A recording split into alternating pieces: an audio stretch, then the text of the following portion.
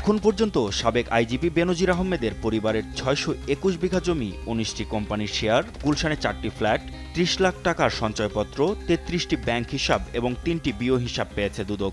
আদালতের আদেশে এসব সম্পদ জব্দ ও অবরুদ্ধ করা হয়েছে। দুদক বলছে, অস্ট্রেলিয়া, কানাডা, সিঙ্গাপুর ও সংযুক্ত আরব আমিরাতের দুবাইয়ে বেনজির পরিবারের সম্পদ থাকতে পারে বলে ধারণা করছে তারা। প্রাথমিকভাবে বিভিন্ন সূত্রে তারা কিছু তথ্যও পেয়েছে। সম্পদ আছে কিনা সে বিষয়ে সুনির্দিষ্ট তথ্য পেতে বিএফআইইউকে চিঠি দেওয়া হয়েছে।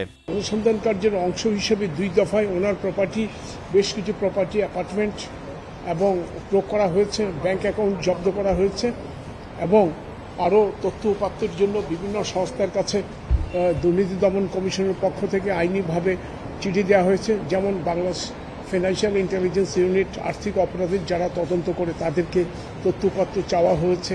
সাবেক আইজিপির অবৈধ সম্পদের খোঁজ পাওয়া মাত্র তার জব্দে দুদক পদক্ষেপ নেবে বলেও জানান আইনজীবী। ওনার অন্য কোনো প্রপার্টি আছে কিনা বা কোথাও কোনো টাকা সরিয়ে নিয়েছেন কিনা সে ব্যাপারেও আপনার খুবই গুরুত্ব সহকারে আপনার এক্সামিন করা হচ্ছে প্রত্যেকটা ডাটাগুলো এবং ওনাদেরকে ব্যক্তিগতভাবেও ওনাদেরকে চিঠি দিয়ে ডাকানো হয়েছে।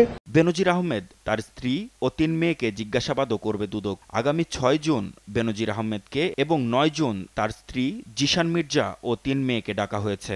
মঙ্গলবার তাদের জিজ্ঞাসাবাদের অনুমতি দেয় কমিশন। মাহমুদ হাসান, দেশ টিভি, ঢাকা।